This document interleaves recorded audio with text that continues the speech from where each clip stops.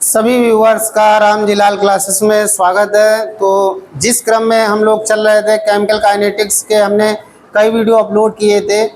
उन वीडियो में हम लोगों ने जहां तक पढ़ाई कर ली थी, आज उसके आगे हम लोगों को चर्चा करनी है। बच्चों, आज चर्चा करनी है हम लोगों को वेग स्थिरांक को प्रभावित करने वाले कारक पर।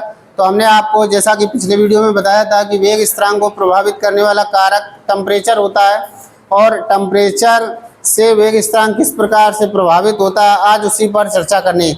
बच्चों, अगर हम किसी अभिक्रिया का टेम्परेचर बढ़ा दें तो उसका वेग स्थिरांक भी बढ़ता है। टेम्परेचर बढ़ाने पर अभिक्रिया का वेग तो बढ़ता ही बढ़ता है, लेकिन वेग के साथ साथ वेग स्थिरांक भी बढ़ता है।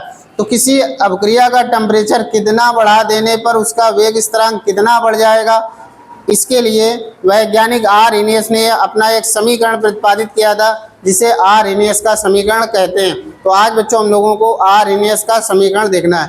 तो स्टार्ट करते हैं बच्चों। आज का ये सेशन, आज के सेशन में हम लोग पढ़ेंगे आर्हेनियस का समीकरण। क्या पढ़ेंगे बच्चों? आर्हेनियस का समीकरण।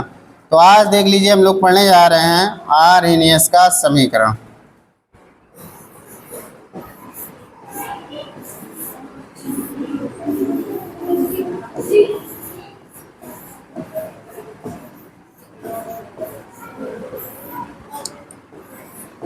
आर्हेनियस समीकरण किस लिए बच्चों बनाया गया है? आर्हेनियस समीकरण ये बताता है कि किसी भी अभिक्रिया का ताप में परिवर्तन कर देने पर उसके वेग स्थिरांक में कितना परिवर्तन पड़ेगा, इसको आप लोग आर्हेनियस समीकरण को से ज्ञात कर सकते हो।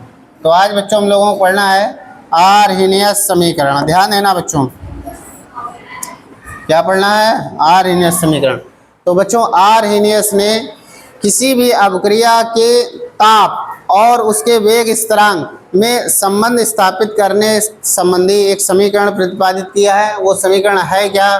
ध्यान समझना बच्चों। K is equal to A into e की power minus E A upon R T. क्या होता है? K बराबर ए ई की power minus E A upon R T. ये बच्चों आर्हेनियस का समीकरण है, जो कि वेग और टेम्परेचर में संबंध स्थापित करता है। किसमें? वेग में और टेम्परेचर में। किसी भी अभिक्रिया का टेम्परेचर इंक्रीज करने पर वेग स्थिरांक, वेग स्थिरांक कितना प्रभावित होगा, वो इस समीकरण को सॉल्व करके हम निकाल सकते हैं। लेकिन इस समीकरण को सॉल्व करना थोड़ा सा टिपिकल है, इसीलिए आर्हेनियस ने इस समीकरण को खुद से सॉल्व करके और दूसरा इसका रूप दिया है। तो वही हमें देखना है उन्होंने इसको किस प्रकार से सॉल्व किया। तो बच्चों, उन्होंने क्या किया है? सर्वप्रथम इस समीकरण में दोनों पक्षों में लॉग ले लिया है। क्या लिया है? दोनों पक्षों में लॉग लेने पर, दोनों पक्षों में लॉग लेने पर,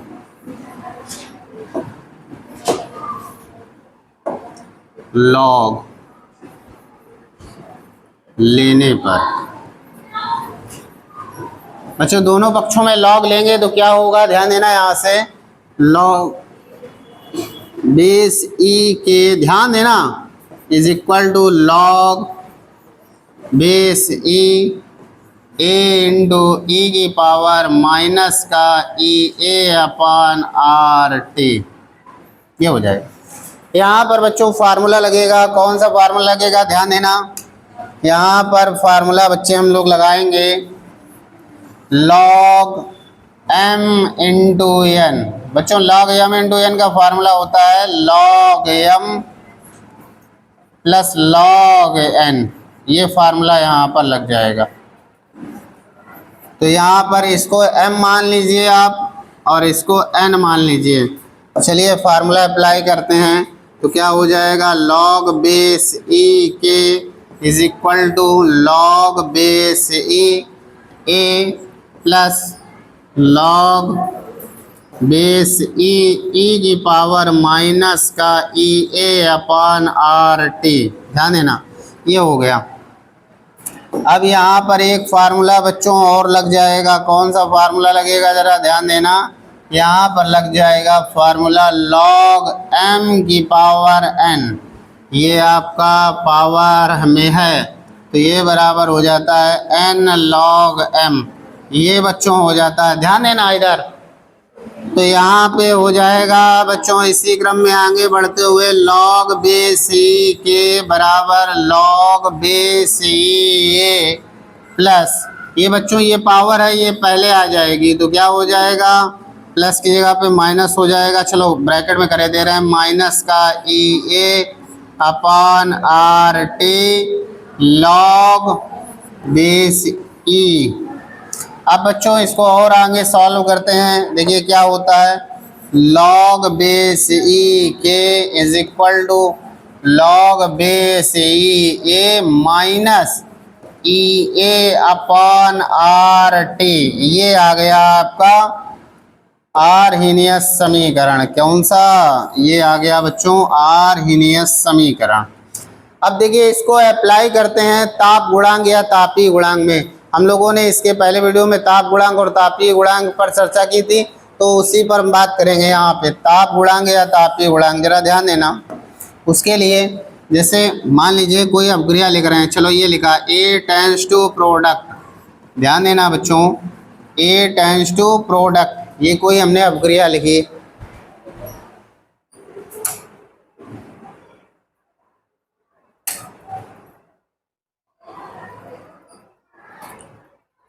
जैसे बच्चों ये अपक्रिया लिखी और इसमें हमने T1 टेम्परेचर पर इसका वेग स्थिरांक नोट किया, तो वेग स्थिरांक आया K1। T2 टेम्परेचर पर वेग स्थिरांक इसका कितना आया, K2। अब ये चीजें अप्लाई कर देंगे इस पर, तो क्या हो जाएगा बच्चों, ध्यान देना, log बेस ई K1। एक सेकंड थोड़ा सा इसमें और मॉडिफिकेशन करेंगे, उसके बाद में ये अप्लाई करेंगे, क्योंकि यहाँ पर बेस ई है और बेस ई में हम कभी लॉग की वैल्यू निकाल नहीं सकते। अगर लॉग की वैल्यू निकालनी है तो बेस में क्या होना चाहिए, 10 होना चाहिए। तो बच्चों क्या करें, इसको बेस 10 में बनाना है, तो लॉग बेस ई को बेस 10 में जब बनाते हैं तो क्या करते हैं, 2.303 से मल्टीप्लाई कर देते हैं। तो यहाँ पर हो जाएगा यहाँ हो जाएगा 2.303 log बेस 10 के इज इक्वल टू, यहाँ भी हो जाएगा 2.303 log base 10 A minus E A upon R T. बच्चों ध्यान देना, अगर 2.303 से प्रत्येक पद में भाग दे दिया जाए तो ये समीकरण कुछ इस हिसाब से हो जाएगा, log बेस 10 के बराबर log base 10 A minus E A upon 2.303 are T. ये कंप्लीट हो गया आपका, कंप्लीटली फाइनली ये आ गया। अब इसमें आप अप्लाई करोगे ये चीज़ें, तो चलिए आगे देखिए, इसमें बेटा अप्लाई करना है ये बातें, कौन सी, ये T1 टेम्परेचर पर वेग स्थिरांक K1। चलो अप्लाई कर देते हैं। तो वेग स्थिरांक कितना है बच्चों, K1, वेग स्थिरांक कितना है K1। यहाँ पर log बेस 10 ए ऐसे ही बना रहेगा, यहाँ बच्चों ये अपॉन 2.303 RT1 हो जाएगा। कितना हो जाएगा बच्चों, RT1 हो जाएगा। ये हो गया इक्वेशन आपका फर्स्ट। अब जरा ध्यान देना, इसी में रख देंगे log बेस 10 K2 बराबर log base 10 A minus E A upon 2.303 RT2। इसको समीकरण नंबर 2 डाल देंगे। अब बच्चों हमें करना क्या है, समीकरण 1 में समीकरण 2 का भाग देना है। क्या करना है बच्चों, समीकरण 1 डिवाइडेड बाई समीकरण 2, equation second divided by equation first. इसमें क्या करना है, इक्वेशन सेकंड में इक्वेशन फर्स्ट से आपको डिवाइडेशन देना है। तो ये क्या हो जाएगा, log बेस 10, नहीं घटाओ ना आप, इसको ये ना करो, ये करो, equation second minus equation first. बच्चों ध्यान देना, यहाँ पर ये करना है, इक्वेशन सेकंड से इक्वेशन फर्स्ट को आपको घटाना है, ना कि उसका भाग देना है। क्या करना है बच्चों, घटाना है। तो देखिए इसी क्रम में आगे बढ़ते हैं। तो क्या हो जाएगा, इसका लेफ्ट हैंड साइड से इसका लेफ्ट हैंड साइड सब्सट्रैक्ट कर दो, इसके राइट हैंड साइड से इसके राइट हैंड साइड को सब्सट्रैक्ट कर दो। तो इसके लेफ्ट हैंड साइड में क्या आपको दिख रहा है बच्चों, ये क्या दिखाई दे रहा है, log base 10 k2 minus log base 10 k1 is equal to, पहले ये वाला लिखेंगे फिर उसके बाद में ये वाला, तो पहले ये वाला लिख रहे हैं log base 10a minus EA upon 2.303 RT2 minus चिन्ह लगाया और इसके बाद में ब्रैकेट में ये वाला पूरा लिखेंगे बच्चों, log base 10a minus EA upon, इधर बच्चों ध्यान देना, EA upon 2.303 T1 sorry T1। इधर ध्यान दो बच्चों, बातें ना करो, जब भी आप बातें करोगे दिमाग हटाओगे वीडियो से तो कुछ नहीं समझ में आएगा, वीडियो में बने रहोगे साथ में तो सब समझ में आएगा। आप बातें करने लगोगे एक दूसरे से या फिर वीडियो से दिमाग हटा लोगे तो फिर ये समझ में नहीं आएगा। आर्हेनियस इक्वेशन है।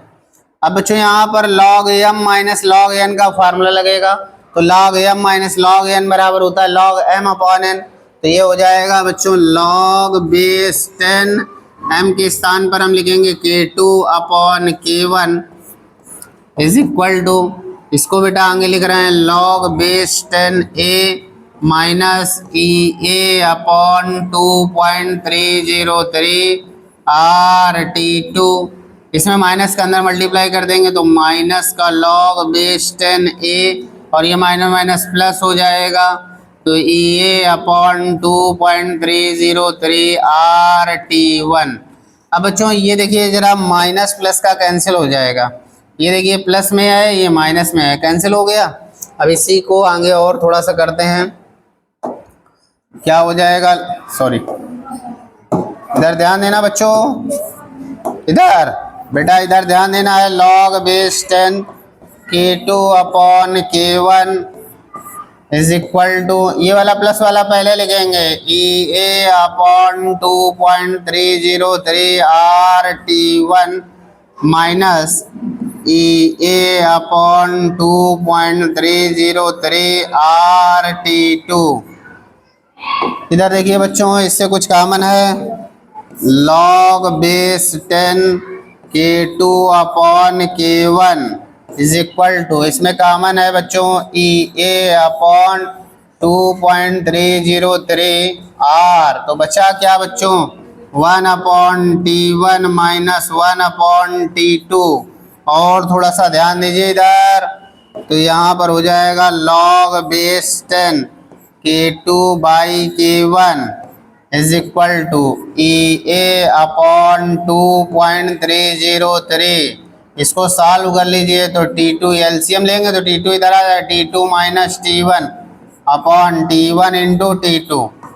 बेटा सॉल्व हो गया, यही आर्हेनियस इक्वेशन है। इसी से आर्हेनियस के जितने भी न्यूमेरिकल हैं सारे न्यूमेरिकल लगेंगे, तो इनको हम एक साथ करे दे रहे हैं ताकि आप इसका स्क्रीनशॉट लेकर और नोट कर लीजिए।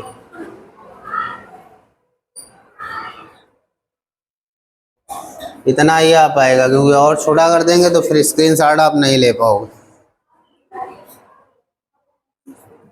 थोड़ा सा और बड़ा कर दे रहे हैं, अच्छा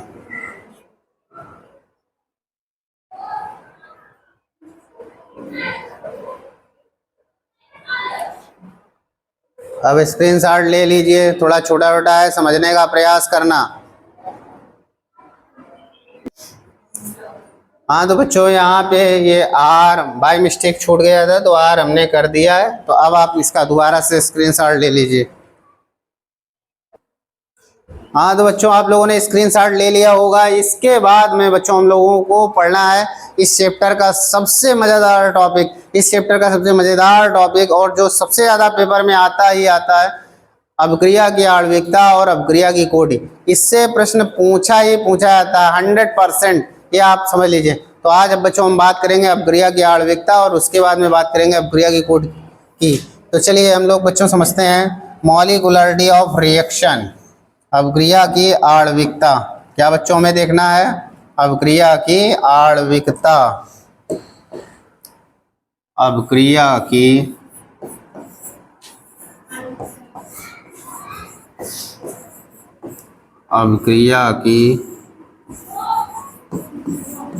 आणविकता।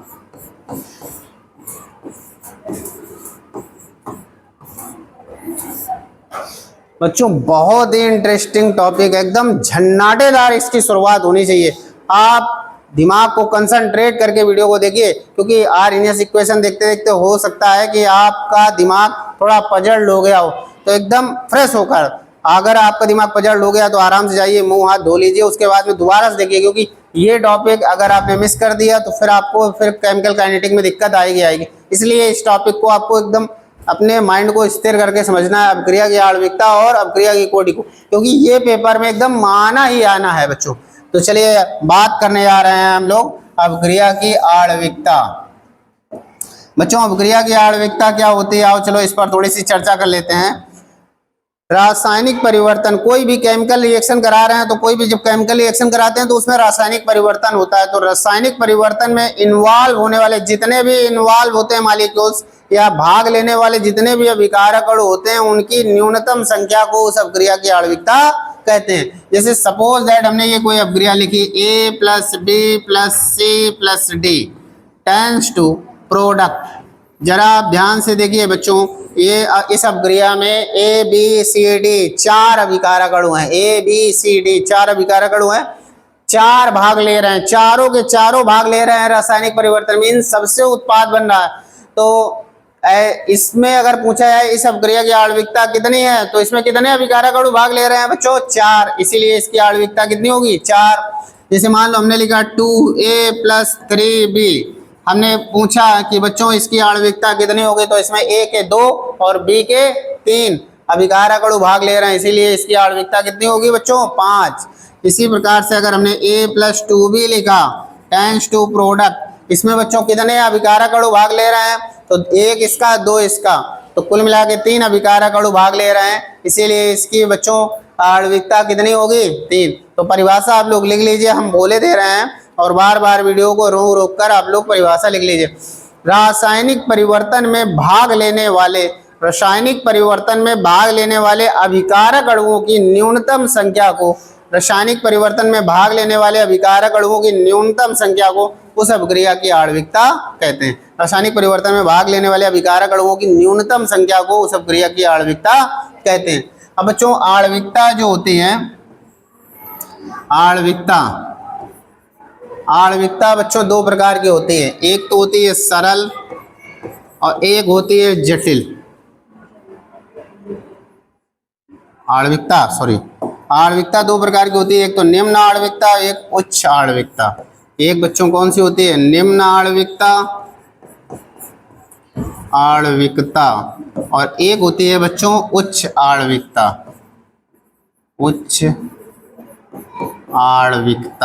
ध्यान से देखो बच्चों, एक होती है निम्न आणविकता, एक होती है उच्च आणविकता। बच्चों निम्न आणविकता क्या होती है? निम्न आणविकता यानी इसमें वे अवक्रियाएं आती हैं जिनकी आणविकता 1 2 3, कितनी? 1 2 3। जिन अवक्रियाओं की आणविकता 1 अथवा 2 अथवा 3 होती है, वो सभी अवक्रियाएं निम्न आणविकता वाली अवक्रियाएं कहलाती हैं। वे अवक्रियाएं जिनकी आणविकता 1 2 3 होती है, वो सभी क्या कहलाती हैं? निम्न आणविकता वाली अवक्रियाएं। और जिन अवक्रियाओं की आणविकता 4 5 6 7 डॉट डॉट डॉट 4 से ज्यादा, 4 या 4 से अधिक होने पर ऐसी अवक्रियाओं को हम लोग उच्च आणविकता की अवक्रियाएं कहते हैं। यानी जिन अवक्रियाओं की आणविकता 1 2 3 होती है उन्हें निम्न आणविकता वाली अवक्रियाएं कहते हैं, और जिन अवक्रियाओं की आणविकता 4 5 6 7 डॉट डॉट डॉट आगे होती है, उन अवक्रियाओं को हम लोग उच्च आणविकता वाली अवक्रियाएं कहते हैं। बच्चों आपको बता दें, जनरली हम लोगों को कौन सी आणविकता वाली अवक्रियाएं देखने को मिलती है? जनरली हम लोगों को निम्न आणविकता वाली अवक्रियाएं देखने को मिलती हैं, उच्च आणविकता वाली अवक्रियाएं हमें देखने को नहीं मिलती हैं। इसका रीजन क्या है? चलो और रीजन देख लेते हैं। जैसे मान लीजिए A plus B tends to product, जरा ध्यान देना, ये अवक्रिया आपको करानी है, इस अवक्रिया को आपको कराना, तो उसके लिए आप क्या करोगे? 1 इस टाइप का कंटेनर लोगे, क्या करोगे, इस टाइप का कंटेनर लोगे, इसमें क्या करोगे, ए के मॉलिक्यूल्स आप डाल दोगे, किसके मॉलिक्यूल्स, ए के, और किसके डाल दोगे बच्चों, बी के मॉलिक्यूल्स डाल दोगे। अब बच्चों यहाँ से उत्पाद कब बनेगा, उत्पाद कब बनेगा, जब ए का मॉलिक्यूल्स बी से टकराएगा तभी तो उत्पाद बनेगा, जब ए वाला मॉलिक्यूल्स बी से टकराएगा तभी उत्पाद बनेगा। लेकिन इसके अंदर क्या ए बी से ही टकरा सकता है, क्या ए का मॉलिक्यूल्स ए से नहीं टकरा सकता है? तो जब ए का मॉलिक्यूल्स ए से टकराएगा तो बच्चों क्या उत्पाद मिलेगा, आंसर है नहीं। जब बी का मॉलिक्यूल्स बी से टकराएगा तो क्या उत्पाद मिलेगा, नहीं मिलेगा। तो आपने देखा कि इसके अंदर कई प्रकार की टक्करें हो रहे हैं, लेकिन उनमें से कुछ ही टक्करों में उत्पाद की प्राप्ति हो रही है। इसके बाद में एक और एग्जाम्पल देखिए जरा, जैसे मान लीजिए कोई अभिक्रिया लिख रहे हैं हम, A plus B plus C tends to product. अब जरा ध्यान देना बच्चों, इस अभिक्रिया को कराना है तो कराने के लिए आप क्या करोगे, एक इस टाइप का कंटेनर लिया, ध्यान से देखिए बच्चों, इस टाइप का कंटेनर लिया। अब इसमें अभिक्रिया करानी है तो ए और बी और सी तीनों को आपको डालना पड़ेगा। तो चलिए ए का मॉलिक्यूल्स आपने डाला, ये मान लीजिए ए का मॉलिक्यूल्स है, किसका है बच्चों, ए का, ये मॉलिक्यूल्स किसका है, बी का, ये मॉलिक्यूल्स किसका है बच्चों, सी का। अब एक बात बताओ, अभिक्रिया कराने के लिए क्या एक एक मॉलिक्यूल्स पकड़ कर इनका डालोगे? तो आंसर है ऐसा नहीं हो सकता है, किसी भी अभिक्रिया को कराने के लिए एक एक मॉलिक्यूल्स नहीं डाल सकते हैं। कुछ मॉलिक्यूल्स इसके होंगे, कुछ मॉलिक्यूल्स इसके होंगे, कुछ मॉलिक्यूल्स इसके होंगे, तो इसमें सब भरे पड़े होंगे। अब बच्चों उत्पाद कब मिलेगा, उत्पाद तब मिलेगा जब ए बी और सी, ए बी सी तीनों एक साथ एक ही समय में टकराएं, एक साथ तीनों आकर एक साथ एक ही समय टकराएंगे तभी उत्पाद बनेगा। अब सपोज दैट ये तीनों जा रहे हैं टकराने, तब तक एक सी का मॉलिक्यूल्स आया उड़ते हुए और ए से टकरा गया। अब ए से टकरा गया, उसके बाद में टक्कर हुई तो उससे उत्पाद नहीं मिलेगा। या चलो बी, ए का मॉलिक्यूल्स आया बी से टकरा गया, इनकी टक्कर से पहले दूसरे वाले की टक्कर हो गई तो उत्पाद नहीं मिलेगा। तो कुल मिला के आप खुद से सोचिए कि इस प्रकार की टक्करों की संख्या बहुत ही कम से कम होगी, इसीलिए ये अभिक्रिया भी हमें कम से कम देखने को मिलती है। तो जब इनका ये हाल है, मतलब 3 अभिकारक अणु डालने पर अभिक्रिया होने के चांसेस बहुत कम हो गए, तो इससे ज्यादा अभिकारक अणु अगर 4, 5, 6 की बात कर लें तो वो अभिक्रिया बहुत ही कम होगी, उसके होने के चांसेस बहुत ही कम है। इसीलिए हम लोग बोलते हैं कि हम लोगों को जनरली कौन सी आणविकता वाली देखने को मिलती है, निम्न आणविकता वाली अभिक्रियाएं हमें देखने को मिलती हैं। तो इतना समझ में आ गया होगा। अब इसके आगे हम लोग चर्चा करेंगे। बच्चों आणविकता के आधार पर ध्यान देना जरा, आणविकता के आधार पर, आणविकता के आधार पर अभिक्रियाएं बच्चों 2 प्रकार की होती हैं। आणविकता के आधार पर अभिक्रियाएं कितने प्रकार की होती हैं, 2 प्रकार की। एक होती हैं सरल अभिक्रियाएं, एक होती हैं बच्चों जटिल अभिक्रियाएं। एक होती है सरल अभिक्रिया, एक होती है जटिल अभिक्रिया। एक कौन सी हो गई, सरल अभिक्रियाएं, एक हो गई जटिल अभिक्रियाएं। बच्चों ध्यान देना, सरल अभिक्रियाएं किन्हें कहेंगे, वे अभिक्रियाएं जो केवल एक स्टेप में कंप्लीट होती है, वे अभिक्रियाएं जो एक पद में संपन्न होती हैं, ऐसी अभिक्रियाओं को हम लोग सिंपल रिएक्शन कहते हैं।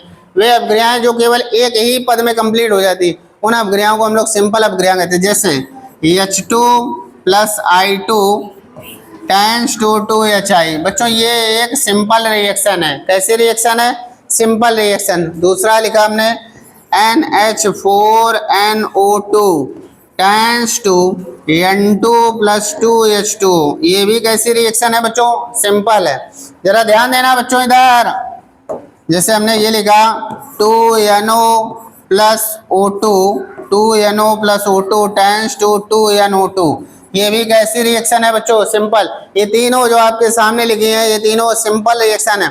सिंपल रिएक्शन हमेशा एक स्टेप में होती है। अगर एक पद में कंप्लीट होगी तो उसकी आणविकता बताना बेहद आसान है। यदि अभिक्रिया सिंपल है तो उसकी आणविकता बताना बेहद आसान है। आणविकता कैसे बताएंगे, उसको बताने के लिए आपको उस अपक्रिया का संतुलित समीकरण देखना होता है। सिंपल रिएक्शन की आणविकता कैसे बताते हैं? सिंपल रिएक्शन की आणविकता बताने के लिए आपको उसका संतुलित समीकरण देखना होता है और उस संतुलित समीकरण में भाग लेने वाले अभिकारक अणुओं की संख्या को उसकी आणविकता कहते हैं।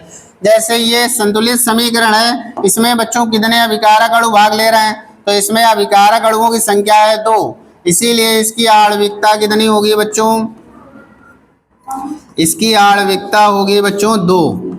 अच्छा, इसमें कितने अभिकारक अणु भाग ले रहे हैं? 1, तो आणविकता इसकी कितनी हो जाएगी? 1। इसमें कितने अभिकारक अणु भाग ले रहे हैं? देखो 2 इसके और 1 इसके, तो कुल मिला के 3 अभिकारक अणु भाग ले रहे हैं, इसलिए आणविकता इसकी कितनी हो जाएगी? 3। तो बच्चों यदि अपक्रिया सिंपल है तो उसकी आणविकता उसके संतुलित समीकरण को देखकर हम बता सकते हैं। संतुलित समीकरण में जितने भी अभिकारक अणु भाग लेते हैं उनकी संख्या ही उसकी आणविकता होती है। जैसे यहाँ पर H2I2 1 2 मोल, आणविकता 2। यहाँ पर इसका 1 ही है, इसीलिए आणविकता 1। इसमें 2 इसके 1 इसके 3, तो आणविकता 3। तो बच्चों सिंपल रिएक्शन की आणविकता बताना बेहद आसान है, आप उसके संतुलित समीकरण को देखकर उसकी आणविकता बता सकते हो। अब बच्चों बात कर लेते हैं जटिल अपक्रिया की। बच्चों अगर जटिल अपक्रिया की आणविकता बतानी है तो क्या करोगे? आओ चलो इसमें भी देख लेते हैं। बच्चों जटिल अपक्रिया की आणविकता हम लोग संतुलित समीकरण को देखकर नहीं बता सकते हैं। जटिल अपक्रिया की आणविकता बताने के लिए हमें उस अपक्रिया की क्रियाविधि देखनी होती है। क्या देखना होता है? क्रियाविधि। किसी भी कोई भी जटिल अपक्रिया है उसकी आणविकता बतानी है, किसी भी जटिल अपक्रिया की आणविकता बताने के लिए हमें उसकी क्रियाविधि देखनी होती है और क्रियाविधि देखने के बाद में उस क्रियाविधि में बहुत सारे स्टेप होते हैं, बहुत सारे चरण होते हैं। तो उन चरणों में जो सबसे मंद गति से चरण हो रहा होगा, जो सबसे स्लो गति से, मान लीजिए जिसका वेग सबसे कम होगा, उसमें जितने भी अभिकारक अणु भाग लेंगे उनकी ही संख्या को उस अपक्रिया की आणविकता कहते हैं। जैसे मान लो हमने ये लिखा 2NO, ध्यान देना 2NO + Br2 टेंस टू, बच्चों ध्यान देना 2NO Br। जैसे ये अपक्रिया है बच्चों, अगर ये अपक्रिया सिंपल होती, अगर अपक्रिया ये सिंपल होती तो आणविकता कितनी होती? 2 और 1 3, तो आणविकता इसकी 3 हो जाती। यदि अपक्रिया ये सिंपल होती तो आणविकता कितनी हो जाती? 3। परंतु ये अपक्रिया सिंपल ना होकर कैसी है? कॉम्प्लेक्स है। कैसी है बच्चों? कॉम्प्लेक्स। कॉम्प्लेक्स का मतलब है ये जटिल अपक्रिया है। तो जटिल अपक्रिया की आणविकता आप ऐसे नहीं बता सकते, उसके लिए आपको क्या करना पड़ेगा? इसकी क्रियाविधि लिखनी पड़ेगी, क्रियाविधि देखनी पड़ेगी। तो चलिए इसकी क्रियाविधि लिख देते हैं। चलो ध्यान देना बच्चों, क्रियाविधि, इसकी क्रियाविधि लिख रहे हैं। तो क्रियाविधि में बच्चों क्या होगा? सबसे पहले स्टेप में एक NO Br से अपक्रिया करेगा, NO + Br2 tense to NOBr2। ये वाला स्टेप बच्चों स्लो होगा। कैसा होगा? स्लो। अब सेकंड स्टेप देख लीजिए। सेकंड स्टेप में क्या होगा? ध्यान देना बच्चों, सेकंड स्टेप में ये जो NOBr बना है, ये NOBr2 अपक्रिया करेगा एक और NO से। NO की संख्या कितनी? 2। एक पहला आप इन्वॉल्व कर चुके हो, एक बच्चा, वो NO अब इससे पार्टिसिपेट करेगा। तो ये जैसे इससे अपक्रिया करेगा तो बनाएगा 2NOBr, ये बनाएगा। क्या बनाएगा? 2NOBr। ये वाला स्टेप बच्चों कैसा होगा? फास्ट। अब बताओ इस अपक्रिया की आणविकता कितनी होगी? तो हमने कहा कि जब भी कोई जटिल अपक्रिया होती है तो उसकी आणविकता हम लोग संतुलित समीकरण को देखकर नहीं बता सकते हैं। उसको बताने के लिए हमें उसकी मैकेनिज्म देखनी पड़ती है और मैकेनिज्म में कई सारे स्टेप होते हैं। तो उन स्टेप में आपको छांटना होता है कि स्लो वाला स्टेप कौन है। तो जो स्लो वाला स्टेप होता है उसमें जितने भी अभिकारक अणु होते हैं उनकी संख्या ही उस अपक्रिया की आणविकता होती है। तो बच्चों इसमें कितने अभिकारक अणु हैं? स्लो वाला स्टेप यही है, ये वाला स्टेप देखो स्लो है। स्लो वाले स्टेप में कितने अभिकारक अणु हैं? तो जवाब है एक ये। टोटल कितने अभिकारक अणु हैं? 2। इसीलिए इसकी आणविकता कितनी होगी बच्चों? आणविकता 2, सॉरी आणविकता कितनी होगी? 2। तो बच्चों इतना समझ में आ गया होगा। अब इसके बाद में हम लोग आगे चर्चा करेंगे। बच्चों एक चीज जरा ध्यान समझो, जैसे मान लो ये कोई अपक्रिया A + B + C tends to product, ये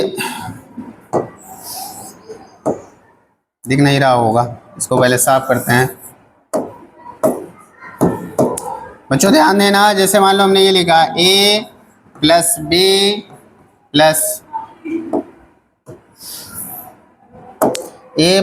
plus C change to product. आणविकता का मान अभिकारक अणुओं पर निर्भर करता है।